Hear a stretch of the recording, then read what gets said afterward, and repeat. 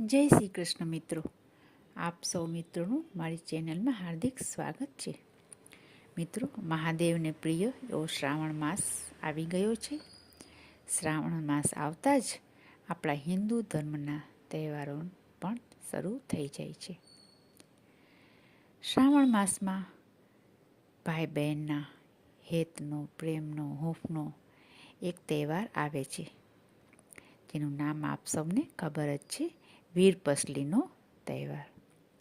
આજની વિડીયોમાં આપણે ભાઈ બહેનના પવિત્ર પ્રેમનો તહેવાર વિશેની કથા વાર્તા સાંભળશું. તો ચાલો સાંભળશું. અને હા, આપે જો હજી સુધી ચેનલને સબસ્ક્રાઈબ ન કરી હોય તો કરી લેશો. વિડીયોને લાઈક કરશો, શેર કરશો, જેથી આપને શ્રાવણ માસમાં આવતા તહેવારોની કથા વાર્તા સાંભળવા મળતી રહે અને મહાદેવના ભજન કીર્તન, કૃષ્ણના ભજન કીર્તન વગેરે સાંભળવા નિયમિત રૂપથી મળતા રહે. તો ચાલો આજની વીરપસલીની વાર્તા સાંભળશું.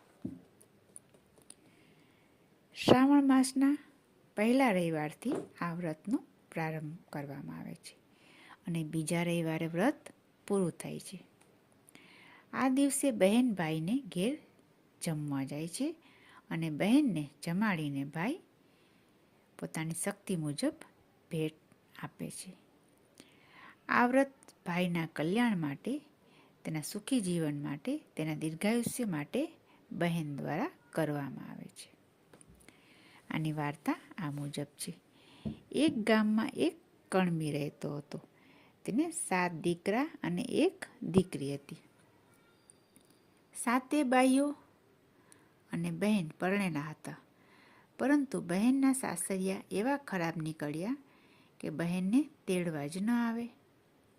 બહેન પરણીને સાસરે ગઈ પછી પિયર રહેવા આવી, પાછી સાસરે ક્યારે ગઈ જ નહીં, કેમ કે તેને સાસરિયાવાળા કોઈ તેડવા આવ્યા જ નહીં. આથી તે બહેને પરાણે પિયરમાં રહીને સુખ દુઃખમાં દિવસો પસાર કરવા પડ્યા.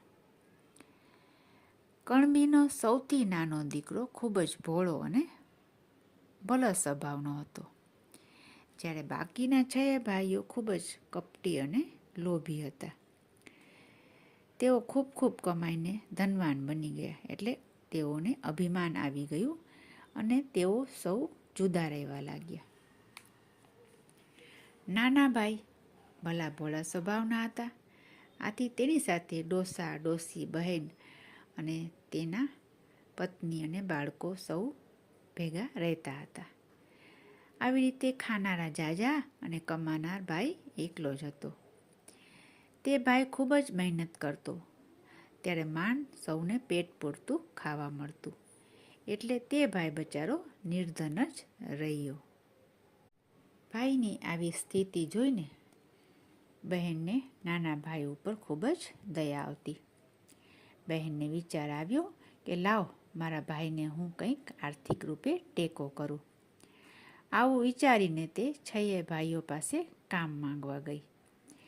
ત્યારે અભિમાનથી છકી ગયેલી તેની ભાભીઓએ મેણા મારીને કહ્યું, નણંદબા, અમારે ત્યાં બીજું તો કોઈ કામ નથી, પણ અમારા 6 ઘરના ઢોર ચારવા જાઓ તો બપોરનું 1 ટાણું વધ્યું ઘટ્યું હશે તો ખાવા માટે તમને આપશું. બિચારી બહેનને તો કામ જોઈતું હતું, આથી તેણે ઢોર ચારવાનું કામ પણ સ્વીકારી લીધું. બહેન તો 6 ભાઈઓના નિયમિત રૂપથી ઢોર ચરાવવા જવા લાગી અને વધ્યું ઘટ્યું ખાઈને સુખ દુઃખમાં દિવસો પસાર કરવા લાગી. એક દિવસ બહેન ઢોર ચરાવવા જતી હતી, ત્યારે ત્યાં નદી કાંઠે સરખી છોકરીઓને નાતી ધોતી જોઈ એટલે પૂછ્યું, બહેનો, તમે આ શું કરો છો? છોકરીઓએ કહ્યું, બહેન, આજે વીરપસલી છે એટલે વીરપસલીના દોરા લઈએ છીએ. આ બહેને પૂછ્યું, દોરા લેવાથી શું લાભ થાય? ત્યારે છોકરીઓએ કહ્યું, 12 માસ ભાઈને સુખ સંપત્તિ અને દીર્ઘાયુષ્યની પ્રાપ્તિ થાય.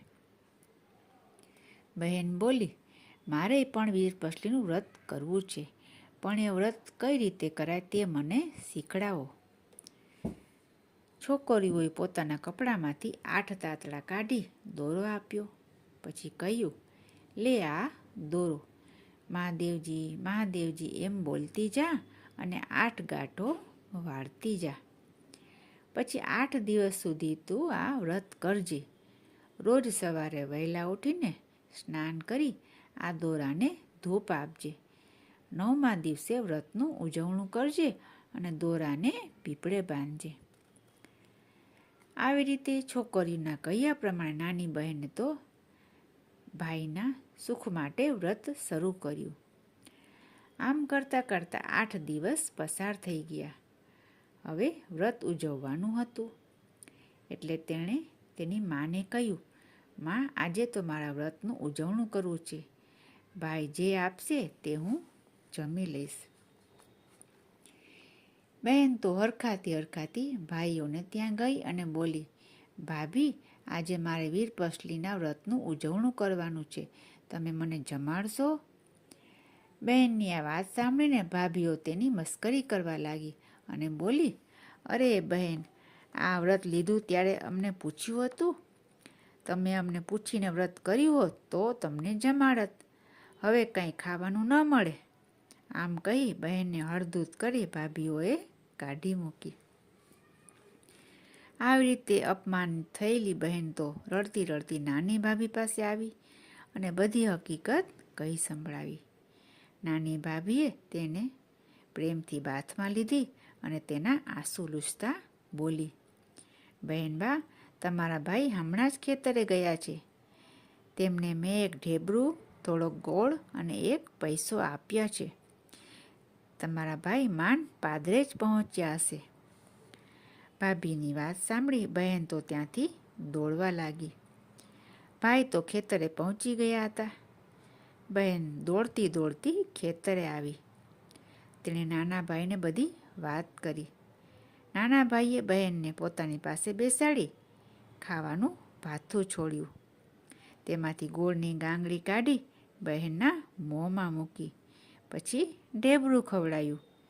છેલ્લે બહેનને એક પૈસો ભેટ તરીકે આપ્યો. ભાઈનો પ્રેમ જોઈ બહેન તો રાજી થઈ ગઈ. તેણે ભાઈને ચાંદલો કર્યો અને આશીર્વાદ આપ્યા, ભાઈ, તે મને જે આપ્યું તે 1.25 લાખનું થઈ જાય. પછી તો બહેન હરખાતી ઘેર આવી. ઘરે આવીને જુએ છે તો એનો વર એને તેડવા માટે આવેલો હતો. કોઈ દાડે નહીં અને આજે એને તેડવાનું ક્યાંથી સૂઝ્યું? બહેને વિચાર્યું કે આ તો મારું વીરપ્રસલીનું વ્રત ફળ્યું લાગે છે. જમાઈ બોલ્યા, માં, હું તમારી દીકરીને આજે તેડવા આવ્યો છું. સાસુમાએ કહ્યું, ઘણા દિવસે આવ્યા છો તો આજનો દિવસ અહીં રોકાઈ જાઓ, કાલે જજો. પણ જમાઈએ તો હઠ પકડી, ના સાસુમાં, હું તો આજને આજ જ તમારી દીકરીને તેડીને જઈશ.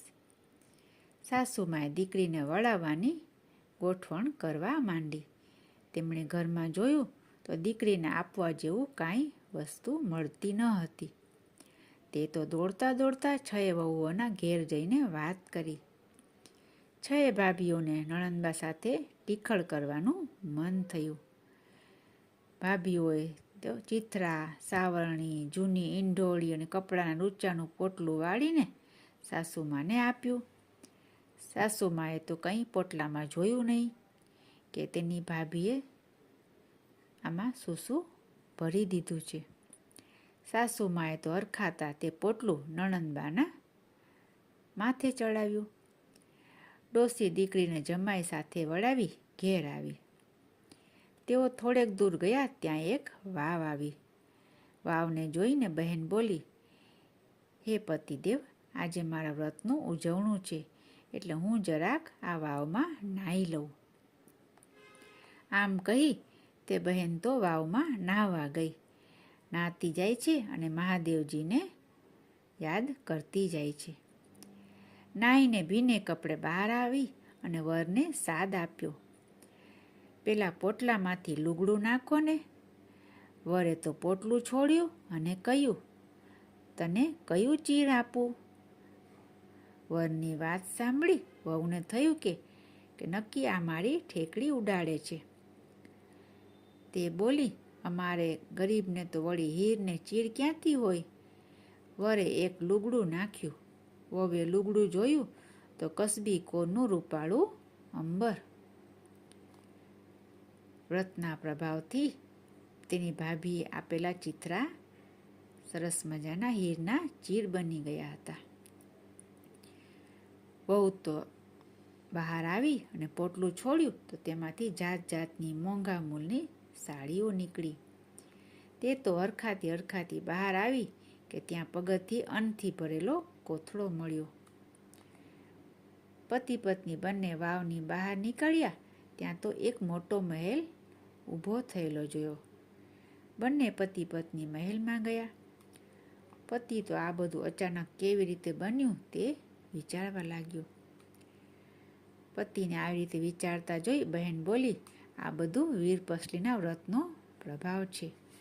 વહુ તો મહેલમાં જઈને રસોઈ કરવા માટે જ્યાં ખાડો ખોદે ત્યાં સોનું જ સોનું નીકળે.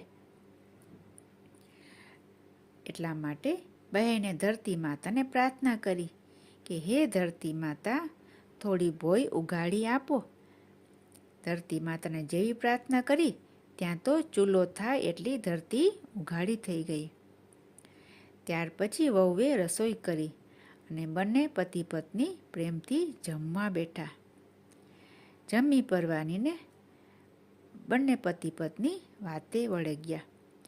પછી તેમણે ત્યાં જ રહેવાનો નિશ્ચય કર્યો. તેમણે સોના મહોરો વેચી અને વેપાર ધંધો વિકસાવ્યો. હવે બન્યું એવું, આ બાજુ તે બહેનના પિયરમાં દુકાળ પડ્યો. છએ ભાઈઓ ભિખારી થઈ ગયા.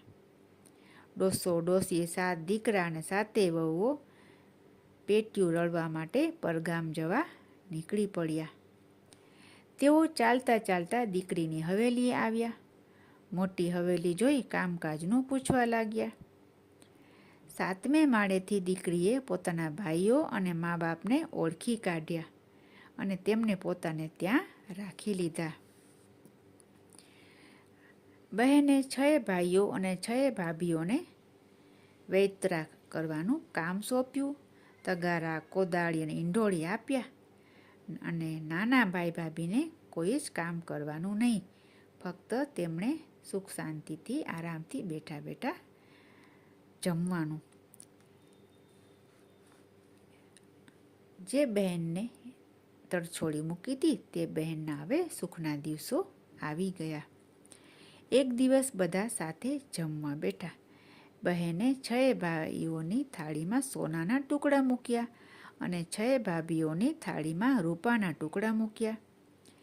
જ્યારે પોતાના વાલા નાના ભાઈને લાપસી પીરસી. 6 ભાઈઓ અને ભાભીઓ જુએ છે તો બહેનને દીઠા. બહેનને જોઈ તેમની તો આંખો ઉઘડી ગઈ.